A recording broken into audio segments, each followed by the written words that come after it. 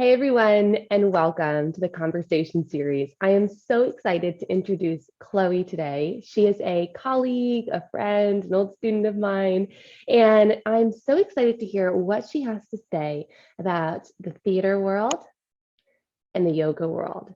Being present in both of these spaces is really important. We are going to discuss things like boundaries, being responsible and careful with your energy, and how we can really think about who we are in a moment and what we're putting out. I'm so excited to think about this, especially in terms of how actors really prepare their mind, body, and soul for a certain role. And even though in yoga class, we're not putting on a new role, we're putting on our authentic self, I have a feeling there's going to be a lot of wisdom there for us to glean. She is just such a wonderful practitioner, and I cannot wait for you to meet her. Let's do it.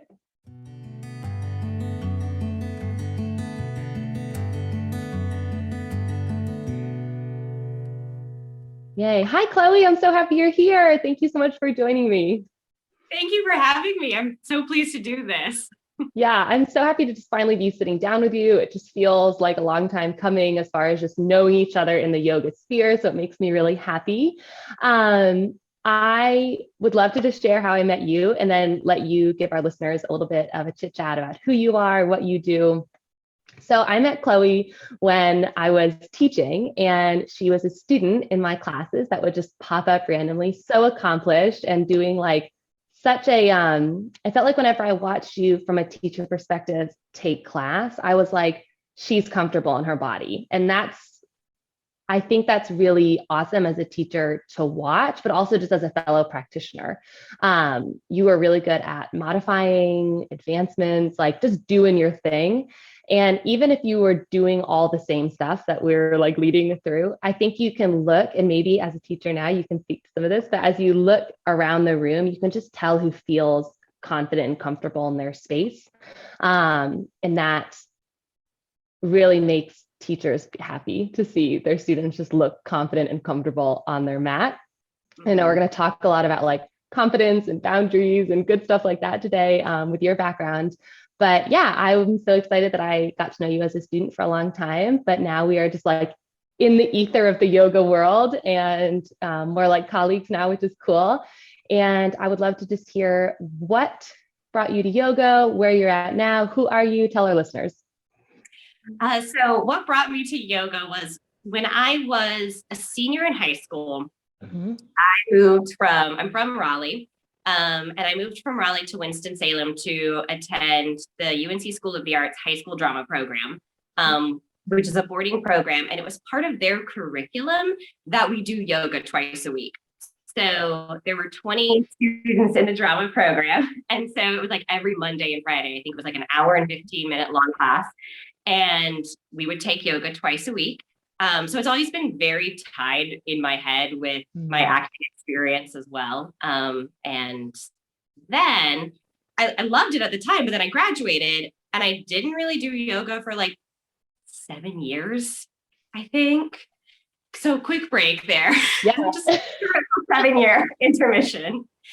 And then it was about 3 years ago. It was summertime. And I remember I was looking for some kind of physical activity that I could do in my apartment because it was hot outside and I couldn't run outside anymore, or at least I wasn't willing to wake up in time to run outside in North Carolina.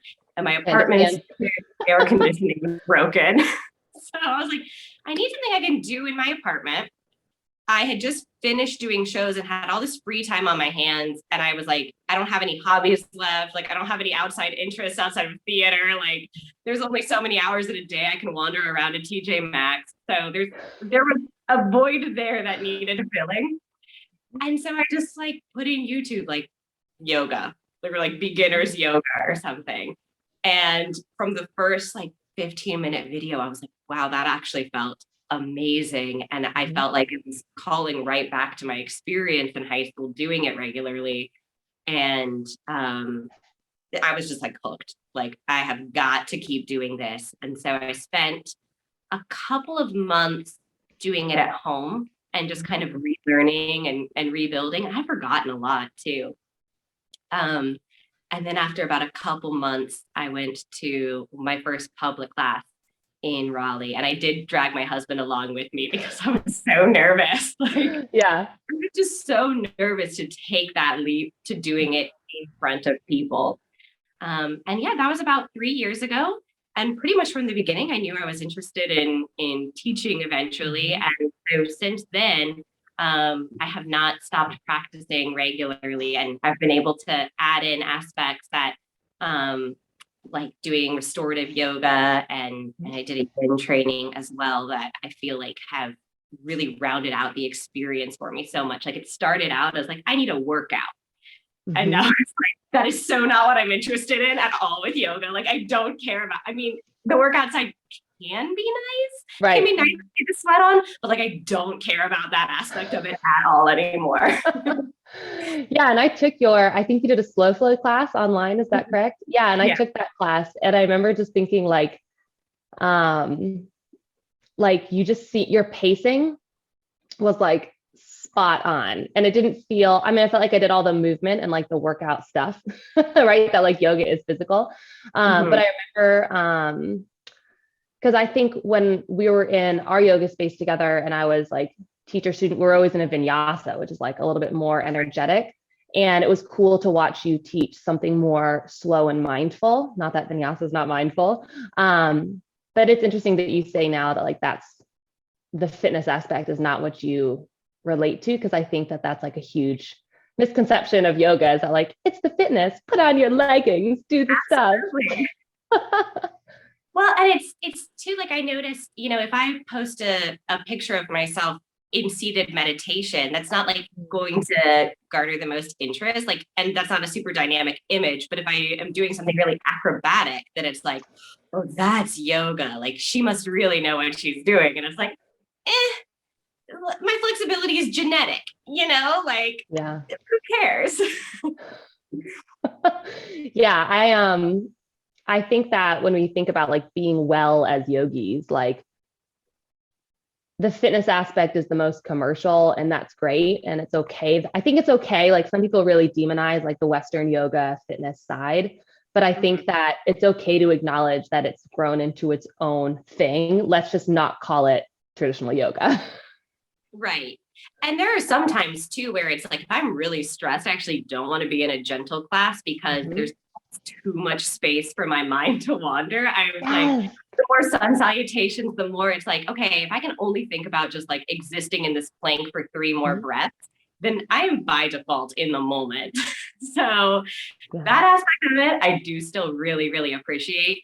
It's just not where I go to anymore to try and like get abs. You know, I save that for a different workout, and then I like use those abs to like support my balance practice and like other things. But yeah, that's so funny. I hadn't really thought about that in a while, about how like when really energetic yoga is useful. I was a runner. That was like my like movement home for 10 years, and did the whole like middle school, high school, varsity, like just such an athlete. And so when I first came to yoga, and I actually started teaching before I was practicing regularly, which is nuts. That's a story for another time. I was pushed into teaching before I was maybe comfortable in my own practice. I'll put it that way. I did have some experience, but I jumped into hot yoga because I was like, I need to sweat. Like to me, like activity is a little bit mindless, and that's comforting because you can just let go and like you just got to stay on track and stick with it. So yeah, I think that a lot of people really benefit from that high energy, or high, what am I want to say, not high energy, but high output, because the input in your brain gets shut off and you can just do the work, and that's cool too. Yeah, go ahead. I was gonna say, I took a class once with Jen Davis, and something she said stuck with me because we're all working on balancing half moon, and everyone was like working with their own modifications and things like that. And after we came out, she just stopped and was like, how many of you were thinking about your to-do list in that moment? She's like, that's just what I love about this practice. I was like, that has always stuck with me, is like, not every practice will be like life shifting, but even if that to-do list goes away for like a couple of breaths, it's like, hey, amazing. Yeah, absolutely. And I'm, as I think about like, before we hopped on here, we mentioned obviously that like you're in the theater world, which we're definitely going to start shifting into chat about because I want to know more. But even coming from a dance world, I know that the first few times, I'm thinking back to when you were talking about coming to your first class with your husband and like being nervous. Like, I know I kind of used my performance skills sometimes in stressful moments to get myself through. Like, well, I can't be mindful. I'm really struggling with that. So I'm going to focus on making my body fluid and flowy. And I would start to use like dancer terms to make myself more confident. And when I thought about like what dance gives me, which is to kind of get lost in the movement, to commit, it actually served me well, even though I had to start somewhat performative, if that makes sense. Like I almost had to like fake it till I made it. And then I was like, Yes. yeah. So tell me a little bit how, first of all, I can't believe you were in a residential program, because does that mean you were living on campus when you first were doing that theater? Wow, Yeah. that's a lot for a kid. Yes, it really was. The drama program was a little unusual in that it was only open to seniors. So, like if you were a dancer, you could start. You could start if you were non-residential from 8th grade, but after that, like dance and music both, you could start as a freshman. So it was conservatory training and it was a boarding school. And I mean, our schedules were controlled from 8 in the morning to 9 at night. And it was like a very, very intense environment, which is, I think, why like the friendships that I made out of that, like we're still so close. Like the people I was close with then is like never leave me. And when I went to UNC Greensboro for college, I met some people there who had also come from the UNCSA program for high school. And so it was also like immediately I could latch on to them and be like, let's talk, like, let's share the horror stories, essentially. But we had that immediate closeness. And I'm still close with some of those people now that like we're acting in the Raleigh area. So like there's been that continuity of UNCSA to UNCG to like now doing local acting together, which is nice. And That's that so familiarity cool. too, that trust in terms of like, I love working with some of those people because it's like exactly where you're coming from and like your training and your priorities and how you approach this. And we have that common language. That is so valuable, because I just think that community in whatever space you're working in, especially when it's not like, let's take work out of it, like whatever you're choosing to do with your time because you're passionate about and love. And obviously, like theater is a job, yoga is a job. But like when I just think about what our passion projects are, like having community supporting that is like so essential. So I'm just like mind blown that as a kid, you were living like on a campus thinking about like totally immersed not only in like your current craft, but then like also the extra stuff that they made you do, like yoga. So what were your first connections that you made between acting and yoga, and what were some of the early things that you learned to connect with those two, and then what maybe has changed as you've developed? So our yoga teacher at UNCSA, she had also come from an acting background. So even though she didn't like always explain how things were tied together, I think she also saw connections when it came to like the biggest one to me is learning to be in the present moment. And I think in terms of yoga and meditation and wellness, we often learn that like you're giving that gift to yourself, like learning to be present, learning to be mindful, and that is for your own mental health and well-being. And then in the theater world, it's like, so you're interesting to an audience. Like you have to learn to be present so that you are showing the human condition in a realistic way. And also like we're shining lights on you and we've charged admission. So like you're going to need to figure it out. So it's approached in such a different way, but then there's like so much overlap in terms of learning skills of existing moment to moment, and also how you have like multiple conversations going on in your head at one time. So like I could be taking a yoga class and fully meaning to be with my breath and be in the moment, and then the teacher can say something and it like takes me on that train, and I have to like bring myself back because it's like, oh, it's really interesting how they said that, because in 2 weeks I'm going to be dealing with this. Or like now as a teacher, I'm always like, oh, I loved what they said, let me think about how I can use that in my classes. And then it's like, wait a second, that's not what I'm doing right now. Like make a note later. And same with on stage, it's like I want to be speaking to someone and speaking my truth and hearing what they have to say to me. And I'm also thinking like, oh, I just saw an audience member like shift in their seat, or like, are those flowers for me? Or like, it's cold in here. And later I have to take this jacket off for my costume. I'm getting cold for that. You know, like all of those little things. And it's like, you can't stop them. You can't Mm-hmm. stop them. For acting, you shouldn't, because you do have to have technical precision, but you want to quiet them and learn how to attend to the task at hand and just leave those things behind. And I also think in terms of like knowing that you can't perfectly craft every moment, you can't control every moment. And if something goes wrong, that was last second, we're in this second now, like just move it right along, you know, like Mm. those issues and those stress factors, they're temporary. So it lets you be a little less precious with things like, okay, in class today, I wasn't able to, for whatever reason, I couldn't balance in Warrior 3 like I expected myself to. Just didn't happen on this day. And then it's like, that's okay, because there's tomorrow. Like or later today, or it, you know, it's like there's always another opportunity. And kind of the same with that with theater. It's like there's always another show. And if not in this production, there will be the next one. And so you'll Mm-hmm. just working on it later. Yeah, I was in a production once where like every other stage direction, I swear, was like, she weeps, she bursts into tears, like she starts crying out of nowhere. And I wasn't in a space where I could do that, like just Mm-hmm. technically at the time.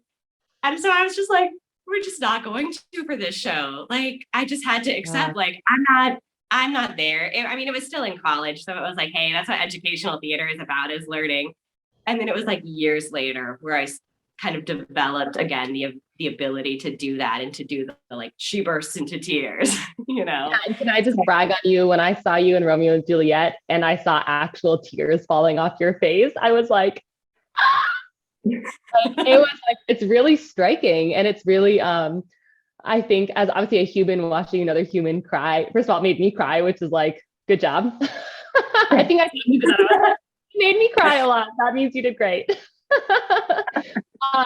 But to be able to like put on that hat or to put on that emotion and like stay present has got to be a lot of like energy output to manage that being present and to be able to move to the next moment. What do you think we can learn from theater about like just preserving that energy and staying without being drained? So some directors and teachers actually have a process. Like the professor I had that was directing the show that I was not gonna cry in, actually, Mm-hmm. she had a physicalized process that she would go through at the end of an intense rehearsal that she taught us to do, literally, of taking off the mask. So physicalizing, like you take that off, set it to the side, and step out. I think that's what she called it, is stepping out, is like even saying like, what I just did stays in the rehearsal space, and you like literally take a step, a physical step to the side, or whatever physical expression you need to do, whether that's like you pretend you're, you know, taking off a coat or a mask or stepping out, so that you're just telling your brain, we have left that behind.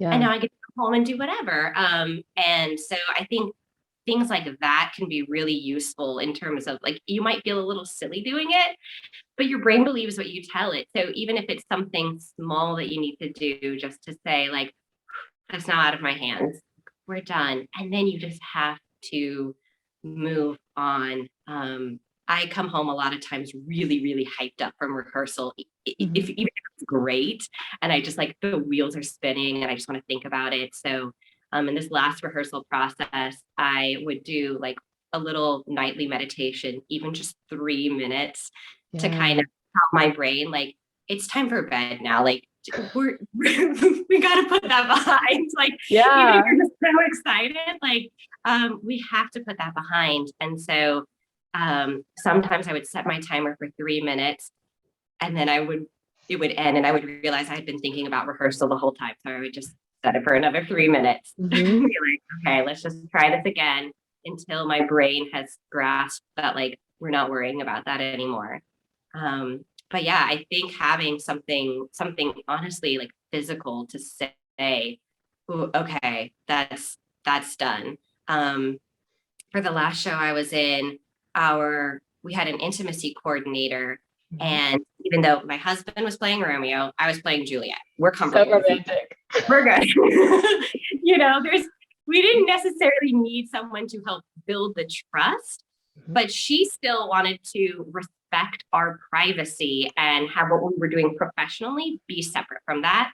So she made it very clear that like, we're not watching Ben and Chloe, like what you have is sacred and that's private.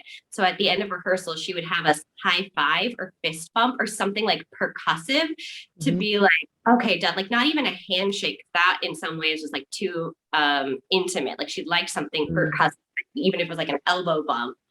We're done. Like, thanks, buddy. Like, thanks, partner. Now, like that was for work. And now we're back to our private life. So I think honestly, like physicalizing things can be really helpful to just create that bubble where it's like it's in the space and it stays in the space. And then you do whatever you need to do to restore afterwards. I can be a little bit bad about just coming home and like snacking and getting on TikTok. Yeah. Like that, yeah. that just like drains the energy. Yeah, so that's so interesting. Go ahead. Well, I just so many like cool things to think about. Like you're really expanding this a lot. I love it. Good. Well, I try, especially when I do a show, to like take really intentional rest time and say like, okay, this weekend is like we're having a weekend, or I need to. You work on the weekends. You perform on the weekends often. Yeah. So a lot of times the weekends are like, oh, that's actually for more rehearsal or performance. But I try and be like really intentional with that, so it's guilt-free and there is time carved out. And then I need to be a little bit better about like, okay, maybe that rest time is something that fills my cup again, like reading or journaling, going on a walk or seeing my mom, and not like scrolling on my phone endlessly until it's like 2 a.m. And then I'm like, oh no. Yeah, well, I can imagine. I thought about when you said like coming home and having all that energy in you, and I can relate when I come home from teaching dance, less teaching yoga. I think maybe because it is less high energy, but it happens too after I teach yoga. But often when I'm teaching dance and I teach children, I'm putting on the most excited version of Dianna that I can sum up to keep them entertained, to keep them focused. And obviously dance is more performative than yoga. So I'm also performing my skills to them so they can learn those skills in the same way. And I often come home, and even if it's been a great class, I think that's a really important thing that you mentioned. It's not always emotions that are good can be draining. It's not just the bad ones that suck the life out of us. And I do the same thing. I come home and my fiance, poor Paul, is like, I'll be like, oh my God, and like all this stuff happened, and like, and like, even if it's so positive, it's exhausting. And then being able, and then you start to try to fill it by, like snacking, scrolling, doing other things to try to match that energy, because you've had so much input and output, and then for me, my brain then tries to sustain it. It's like, yes. Oh, well, I'm starting to, once I have the adrenaline of input output, especially performance input output, I feel like I will get addicted to that adrenaline, which that's what food, scrolling, just having racing thoughts like emulates. And that's really interesting to think about using a physical manifestation of putting on or taking off or removing. I think that I'm working with a medium actually in Raleigh, and we're talking a lot about like spirituality and stuff like that. And she recently spoke specifically about how like when you're in a space to like meditate and receive, she has like actual physical things that she will put on or take off. So I can't believe you just said that, because it's so, I think regardless if you're in a spiritual, mindful, yoga, acting, just life, you come home from work as your job as an accountant, like to really take these things, and those mindfulness and wellness tricks, I'll call them, are just so valuable. And so I love how even when you are working with your husband, it's like, we're done. Like this moment is over. Not just let's stay in the next moment, but like that moment is gone. I think that shedding is like really interesting. When you were dealing with boundary work, especially on stage when you think about consent and stuff like that. Obviously, that's a big topic in the yoga industry, mostly pre-pandemic when there was more touch involved. But what do you think we can learn from like intimacy coaching and consent on stage that might not only help students, but also teachers do that better, do interaction better? So this is something that has really come about in the past few years. For a long time, when it came to fight choreography, actually, like people were really particular about we need literal safety. Like you should always feel safe. It should always be repeatable. Unfortunately, in some theater communities, that wasn't even always respected with fight choreography. The idea was like, oh, well, they were just so real or lost in the emotion that they're like actually harming someone. But at least was a groundwork laid for getting consent, making sure we're all on the same page. And then in the past few years, like not only has that improved, but intimacy direction has literally just become a thing, a job that you can do. And for Romeo and Juliet, our fight director was the same person as our intimacy director. So a lot of times those two things are tied, and one person will work in both areas. And she hit on so many amazing things that are changing in the theater community for the better. Like she stressed that you are a human. Acting is what you do for your job.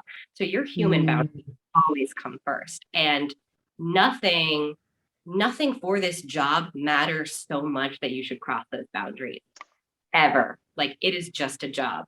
And we so precious with it. And I think a lot of times actors are called on to leave that human side of them at the door, which is just silly. It's like we can be asked to be in the most uncomfortable, compromising positions, and you just have or you're like grit your teeth, like grin and bear it and get through it, like for the show. And that is hugely changing. I was like, we're reminded like we are humans first. And it was, I found it so beneficial to have the intimacy director because even in moments that she wasn't involved in, what she brought to the space was me feeling more comfortable setting boundaries that were even inside of my physical safety, but just my, if someone was interacting with me in a way I didn't prefer, I didn't have to be in danger. I didn't have to be unsafe to say like, I don't want this to go this way, and send that email and just say like, my boundaries are actually within what we did last night. Like, how can we change and take a step back so that this is sustainable and repeatable? Like, there were moments in the show where I was receiving touch with my eyes closed, and it's like, okay, I might be comfortable receiving touch in a lot of spaces and a lot of ways, but for this to be sustainable, we're actually going to have to set those boundaries way inside what I would normally say so that I can do this over and over again. And I just feel comfortable. And that was new. In the past, I would have just said, well, it's not like anyone's hurting me. So I guess I have to get through it. And then it would have been like sensory overload every night. Like, I mean, I joke with people, but my family is Midwestern and like, so personal bubbles are huge for us. like my family's like, we're very affectionate, but we're not huggers. Like we're not touchers. And so it was a wonderfully empowering experience to be like, that can be okay. That doesn't mean I'm a bad person. That doesn't mean I'm a bad actor. That doesn't mean I'm unreasonable. Like, I don't have to wait to be in physical danger to speak up and just say, like, I don't prefer this. And they can deal with it. Like, and everyone was wonderful about it and very respectful and able to shift according to my needs. Even folks who weren't involved with some of that were coming up and being like, hey, actually, we never checked in about this moment. Is it okay if I touch you in this way? Or, and then, you know, it built that language of actors like checking in with each other. And we were also taught like your boundaries can change from day to day. So always continue to check in with each other. Just because someone said they were okay with something last week does not mean they have to be okay with it this week or just on this day, depending on the kind of day they've had. So I think like that was such a wonderful lesson for me to learn. And it's funny because I know like similarly to the theater community, the yoga community has a long history, unfortunately, of boundaries being crossed. And I'm kind of flabbergasted, like now that I'm a teacher, because I find like I can't imagine a situation where I would care so deeply about what my student was doing physically that I would like cross a boundary and touch them Yeah. or push them to do something that they weren't comfortable with. Like Hmm. I really, I mean, I'm flabbergasted that there is a history of teachers in yoga that are so greatly respected that broke those boundaries. And it's like, why did you care so much about whether or not your student could do a headstand? It just shouldn't matter to you. Like it Yeah. should not matter to you that much. And for listeners who maybe are like not as familiar with the yoga world, like when we talk about touch, we're talking about like hands-on assists often. And sometimes a hands-on assist, just to make some definitions evident, is sometimes a hands-on assist could be anything from gently touching the shoulders in shavasana to help someone just remember to soften, which may or may not be welcome to touch. And also it could be physically forcing someone into a pose, and that can obviously be very dangerous to someone's physical body, not only their emotional self. I find that I love touch.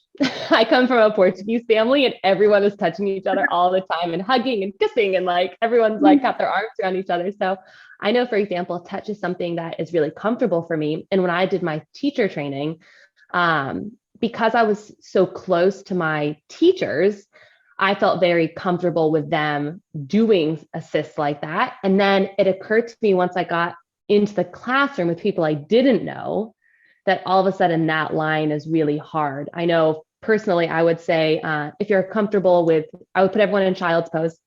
If you're comfortable with physical touch today, please turn your hands up. If not, please leave them down. But even that is not clear because I did not tell them what kind of physical touch they can expect. The only way that they would know what kind of physical touch to expect is if they've been in class with me before and taken that vulnerable moment to be like, yes, I think so. And it's an issue. I did a little talk about this on my Instagram live recently, and I was like, as a teacher, dance, yoga, like you have to indicate to your students what they're going to expect. And that's really hard. And as a teacher, even pre-pandemic, I started just not touching. I was like, I think that touch is maybe suited for a class in which the description says this happens, this happens, this happens, this happens. So even though I love when someone lays hands on me in shavasana, like that's something that should be in a class description. Like I feel like there should be like a touch class or an assist class. And then some teachers will be like, well, in the moment, I will ask you if it's comfortable to touch. I love touch, but if you ask me in the moment what I think about something and I'm focused on my practice, I don't right. Like I can't answer appropriately because I'll just be so excited to say yes or no or distracted. And I think about this a lot with children, and maybe when you think back to like acting as a younger person, when I'm teaching teens, preteens, little kids, me coming up to them and saying, hey, can I touch your shoulder to like help you find this position? There's a power play involved. I am the teacher, they are the student. They will automatically want to say yes. And I'm speaking from perspective. I would want to say yes to my teacher. And then I think about our life as teachers with adults, like that mind of like the panic to say yes or the panic to grin and bear it, which is so triggering as a woman just to like think about and talk about, is like, it's a lot. And then I think it's interesting that there's a whole career now in acting and theater that can support those boundaries. But I don't know what's in store for the yoga world because I don't know what the answer is for this industry necessarily. Well, and it's hard too because there's not always continuity of like one teacher with one student. It's like if you're teaching public classes, you'll see new faces so often. If you're taking public classes, I mean, I like to go to different teachers' classes based on what I need. It's like I get my roster of those that I love and I want to return to. But even then, it might be one teacher teaches one style and another, or just like on this day, this is what works for me. So there's not necessarily that continuity of like building trust and having conversations outside of the actual class. So I had a unique experience in that because I did my teacher training all through COVID. Touch was not a thing, and learning to give physical assistance was not a thing. And so it's something that I don't know if I ever will use, but I very much feel like I would rather wait and wait and wait and sit on that like too long before I'm comfortable than just try it. I mean, like, I guess I could start doing this. It's like, no, I would rather just always be unsure and never try it. I mean, I think sometimes taking a risk is great. This is not one of those times. Yeah, I Like, agree. it's not the time to take a leap of faith. So I just kind of said, and I used to think that if I wanted to be a teacher, I would have to touch people. Mm-hmm. When I first started taking public classes, I thought that that was just part of the deal. And no matter how much I was comfortable, that I would have to. And that always kind of made me a little nervous, like, oh, right, you know, what if you're sweaty? Even? I learned how to do hands-on assist in hot yoga. And so, oh my gosh, sweaty and having, like, I remember my teacher who was teaching me to teach yoga was like, yeah, so when you have sweaty bodies, it is hard to do this assist, but it's easier, for example, to do this assist. And so, what's a good example? So if I'm sitting, I remember we had a few different teachers who would come in and work with us, but one of them was helping me. She was very Pilates and fitnessy, but she had a really good understanding of kinesiology, and she was just wonderful. And I trusted her a lot. So touch was okay in this situation. But I was sitting in a seated spinal twist, and I was rotating. And she came up and put her foot at the base of my spine, like against it. And it sounds like a lot. And this would be too much for a lot of people. In the sense, it was okay with me. And she let her leg be like the support of my spine. And as she rotated me, having a slippery hand means that you can't grab and twist because your hands would literally fall off the sweaty body, which is weird. But it's weird that I find that in hot yoga spaces, it's a dim situation. You're in less clothing. You are hot and sweaty. And for some reason, touch is more common in hot yoga spaces. I remember I was teaching, I was actually assisting. So someone was teaching and I was expected to be giving the hands-on corrections and helping people one-on-one. And there was a new student. I was so excited to show off my stuff. And I went over to her and it was in Shavasana and she was all like kinked up, you know, that like weird Shavasana look where you're like, your chin is too high. And so I just gently took her head, and I had already done an assist on her previously. First of all, I didn't ask the first time. So this is already an X, bad Dianna. I didn't know to, but the second time I came to her and she was receptive, but that's not consent. Reception is not consent. I went to go take her head just to gently like occipital hold, which is so soothing. She had just gotten an ear pierce. And the way her body moved when I touched her head, you might have thought that I just she completely recoiled. It was so heartbreaking to me as a teacher when I had a teacher that taught me that this was actually a really safe touch moment because I wasn't touching the torso. I'm not adjusting or moving the person. Like I'm just gently like cupping the head and then putting it back down because it's like a reminder touch moment. And I remember being horrified. I was like, I'm so sorry. And I apologized to her in that moment. She goes, I just got an ear piercing. I was like, I'm so sorry. And I had to leave her and just like feel terrible. And that was a huge learning curve moment for me. And it made me really step back and think about the fact that I was taught in an environment that is very touch heavy and touch accepting. But as a teacher now established in my own classes, it's not that easy. And you're not going to be in a room with a bunch of advanced yogis, similar kinds of people who you just assume have the same viewpoints and acceptance of touch as you do. And so, yeah, it was a big wake up call. And like I said, even just asking people yes, no is not good enough because the kinds of touch are two different things. So yeah, I just couldn't help but share that shameful story that I had where touch was not cool. And then we think like, well, touch is cool when it's an accident. So for example, in a very similar class, I had a very good looking man in my class coming down through Warrior 2 and his arms were coming down. The poor man, he just completely swiped the front of my body, like as his arm was coming down. Like it was a handful, not that there's much to take handfuls of, but it was a handful of the front of Dianna. Are we dating now? Like, Yeah. are you gonna take me out to dinner after this or what?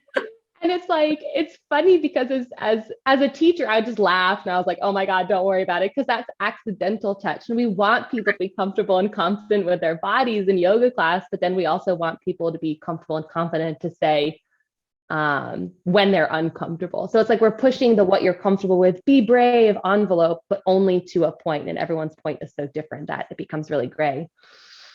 Yeah. And it's like it creates in some ways though a fun challenge of like, how can I cue better? Like, how can I communicate more effectively without touch? I mean, and I was a student that actually was usually okay with receiving touch because it's such a quick way to understand like, oh, this is what you wanted. And then there are some times where it's like, I'll try, even if I want people to spread their fingers a little wider, it's like, I'll try one way. Okay, maybe that didn't land. Maybe try another way.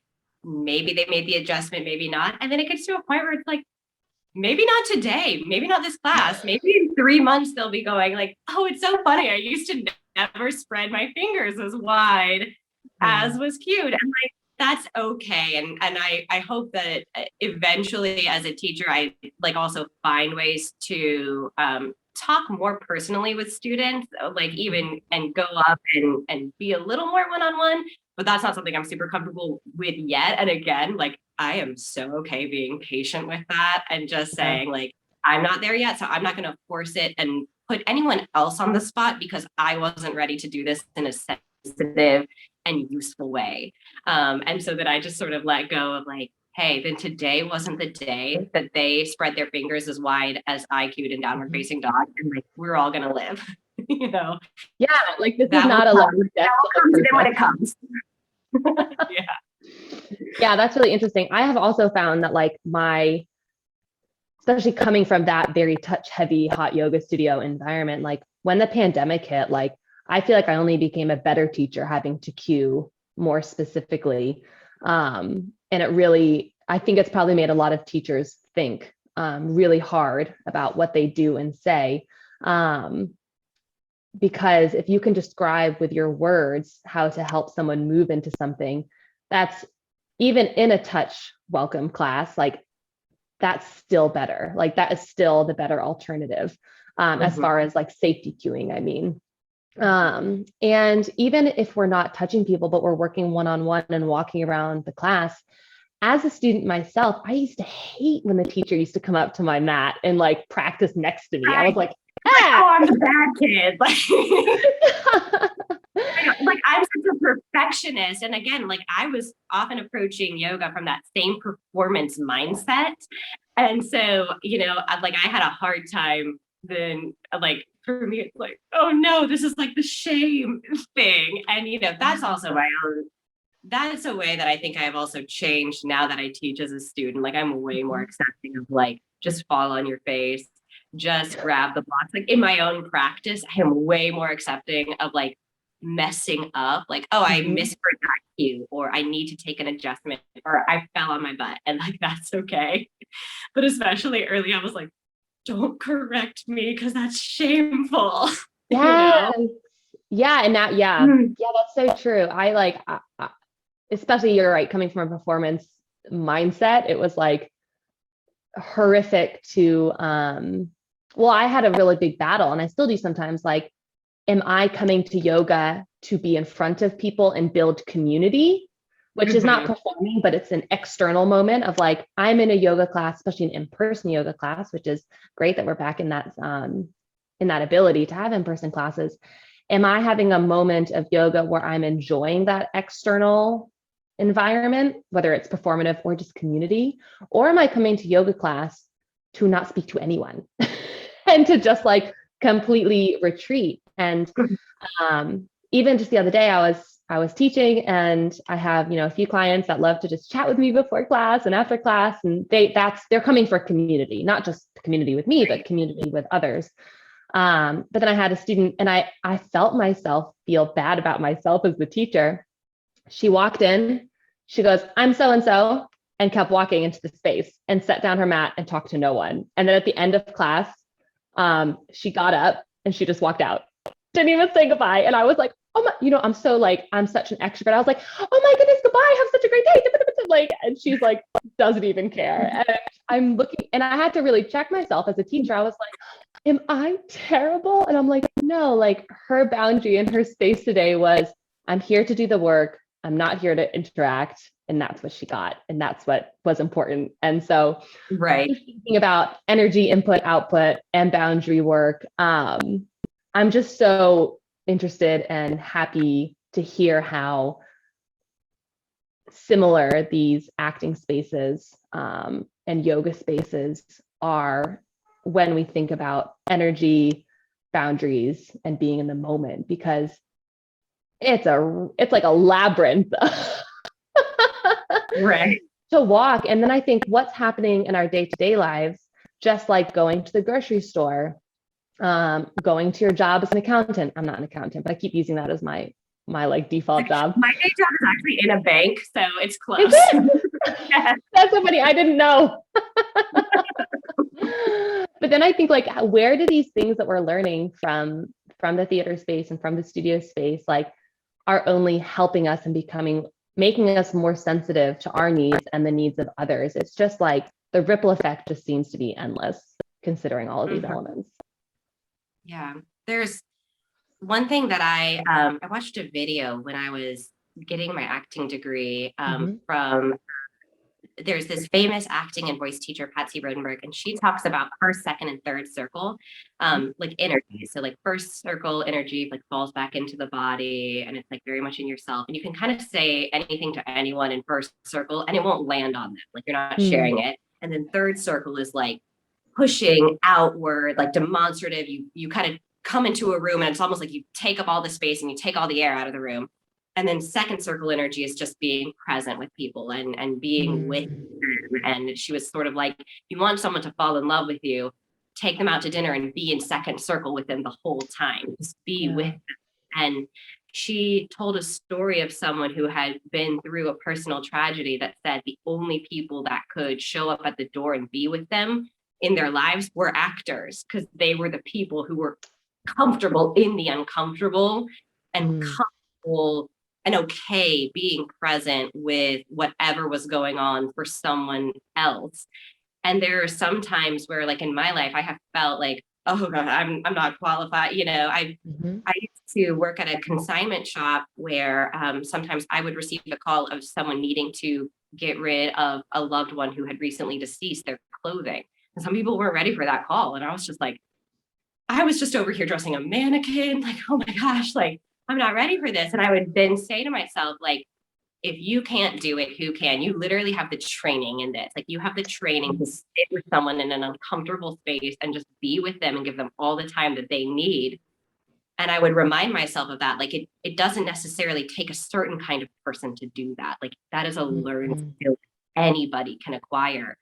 And I think it's so similar in terms of like wellness spaces, of just being able to, like, it does not always have to have a beautiful bow on it. Things don't need to be going well for, like sometimes the best way to practice mindfulness and wellness is in like the worst moments. And just learning to like sit in that, knowing it's temporary, but being present in that temporary space. It's just like, anyone can do that, anyone. Yeah, I like also that you mentioned that it's a learned skill, because I think a lot of people, when they see like Instagram wellness, they're like, why aren't I doing it like that? And sometimes it's like that is really hyper idealized things, like having a 3-hour meditation practice and wearing $100 leggings. But sometimes even I feel this way when I'm scrolling or reading an article, and it's like,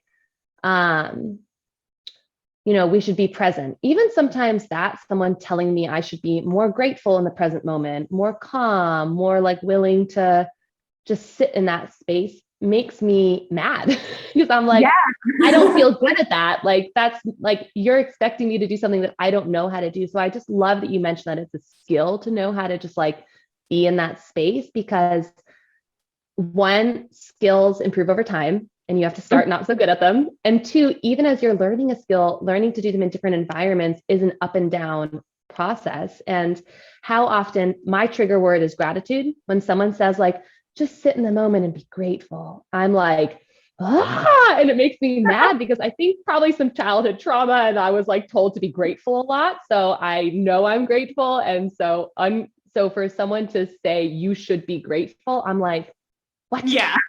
No, I am like, and I get really, I feel that like inner trigger thing happening. Mm-hmm. And so, it's tough. And even us that are like in the industry doing the stuff are not perfect. And so for me, for example, like a word like just sit in it, let your emotions wash over you, is much better than someone saying like, take in the present moment and be grateful for the things in your space. I'm like, no. Yeah. Like, it's really upsetting. So I just really appreciate that you mentioned that it's a skill because we don't have to be good at it all the time. But there is hope that it gets better over time. Well, and it's also like be in the present moment. Okay, how? Like how? Right. I could not consistently meditate until I just stumbled upon the right teacher. And this is in a yin training.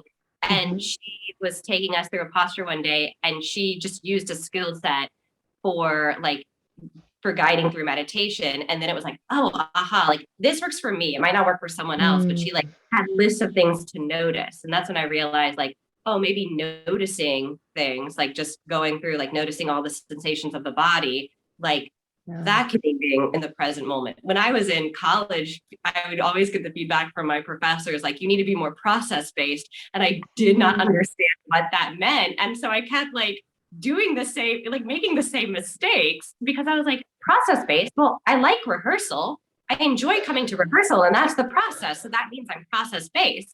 But what I was really doing was showing up day one, trying to do the performance. And if something wasn't working, I would just do it harder. And so it was like my senior year of college before I kind of like I clicked and I the director took me through an exercise that took me like so out of like just doing what's not working harder that I was like, oh, okay. And then I didn't act for a year. And then when I came back to it, I was like, all of it, like through osmosis, had kind of finally sunk in of like, oh, this is process. I get it now. But it was kind of the same in terms of like, what do you mean? Just like, let my thoughts go. Like, what does that mean? Yeah, it's like mind boggling. Strategies. Like I need action points here. So yeah, I now think of it as like literally like tools in your toolbox of like being present takes so many different things depending on what environment you're on. And my therapist has a really great she talks about having bandwidth. So sometimes you have bandwidth to cope with different things or to be present at different times. And if you think about when I think about bandwidth or like your Wi-Fi reception or things like that, like that's not something that is always 110%. Like you go into like you literally are on the phone and you'll go into a dead zone and there's not room to to receive that call. So the word bandwidth is not a tool in itself, but it reminds me that like you need different tools to get better reception or better bandwidth in different environments. And I know that gives me a lot of permission to just be cool with also not being cool. Like to say like this is an overwhelming moment and that's okay. I think is really valuable. yeah. And I feel like when you sit with that, then you and you sort of accept like this is where I am today. Like maybe I've showed up for yoga class. I'm not feeling it. Like I really regret. Like I would have canceled if I hadn't already paid. Like we all have those days where it's just like, how am I going to get through the next hour? But if you really like accept the information that you're gathering about yourself, that it's like, okay, now I can have strategies for like how I'm just going to take this one breath or one posture at a time and get what I need to get out of it on this day. Cause it's like, maybe I have an expectation for how all of my practices should go. And you just show up and you're like, I can't meet that expectation. But that doesn't mean I still can't get something out of it. And for me, like some of my best classes are when I'm like, I'm tired. I haven't practiced in weeks. I'm feeling like I've lost like all of my flexibility. And because of that, I'm like so patient with myself. And so it's like, let's take everything several steps back And, like I can get very much in the mindset of like, well, if I can get my nose down to the floor and half pigeon on one day, it has to happen on every day. Right. And then it's like the best on the days where I'm like, no, let me stack up some blocks. Like, Yes. really feel that's where I am. And so, I used to try and like kind of push that to the side, like just got to get through it. And now it's like, oh, it's almost a gift to be like, I'm cranky. I don't want to be here. I don't want to like hear about how amazing this is. I was like, oh, good. I now I have a journey that I can take. Now I have like progress that I can be made. Yes. And I love you gave the example of adding props, because I think that's a whole nother like trigger shame point in the yoga world. People are like, I don't need blocks. That was me.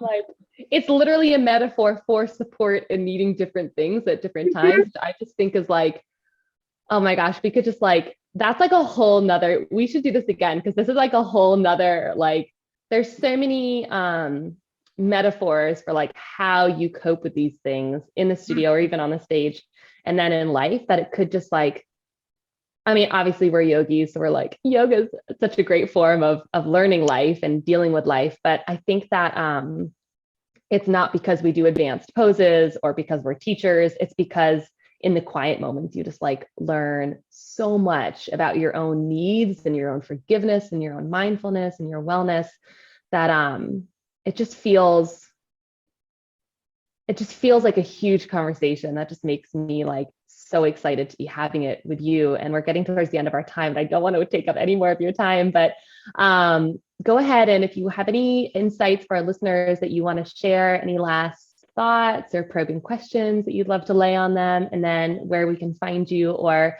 any other information that you want to share. Oh gosh. Okay. I guess I will leave with this, because I think it's a great lesson for it's something I learned from theater, but I think is so good in terms of like taking things moment by moment and of yoga practice and mindfulness practice. I was backstage once about to go into act 2 of a show. Act 2 was very long. It was very hard on me. It was very emotionally taxing.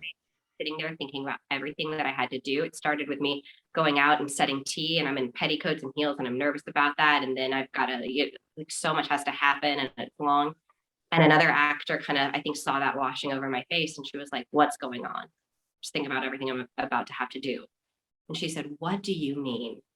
It's like, what do you mean? Like, this is really hard. And she was like, "All you have to do is go out there and set tea." And I was like, thank you. Because that was the first thing I had to do, was just go out there and set tea. And she was like, that's all you have to do. And that has been a turning point. So sometimes, like when I sit down to something that I think will be difficult, or there's a large task at hand, I think to myself, I'm setting the tea. Like, what's my tea? Like, okay, what can I say that is just literally this next moment? That's all I have to do. And then the next will come. And that's like, I shared that when I was in YTT, and we were all so nervous about like, how do I lead a class for an hour? It's like, you figure out, all I have to do is set the tea. What's my tea in this situation? So yeah, that's my favorite lesson that I've carried that for about the past 7 years. But yes, okay, folks can find me Instagram, and it is Chloe _ Yogi. Chloe is spelled CHLOE. So Chloe _ Yogi. That's where I am on Instagram. You can probably have a laugh at how I used to do more acrobatic poses, and then the more I'm just like, here's another photo of me like sitting down in silence. So if you want to have a chuckle about that, you can find me there. And then on December 4th, I am teaching a donation-based class at Burning Coal Theater in Raleigh from 2 to 3 p.m. Donations go to benefit Burning Coal Theater itself and Arts Access Inc., which provides access to arts for people with disabilities. So no signups required for that. Again, it's December 4th. It'll be a holiday tunes, and it'll be really just fun, and it's more of a community event. So again, no handstands required. If you can do one, I'd love to see it, but show me at a party. Yeah. Yeah, I think think So that's it. great, Chloe. Well, thank you so much for being here. Stay on so we can have a little chat, but otherwise we're going to say goodbye to our listeners. And I'm just so pleased to have you. And I will make sure to include information that you shared about how to reach with you in kind of like a PDF or in the comments to make sure people know how to find you and celebrate you more and listen to you, because I think you have a lot to say and people want to listen to you or watch you or read you if it's on Instagram. And yeah, I'm really thankful for you. So thanks for being here. Thank you. Thanks. This was Bye. lovely, Dianna.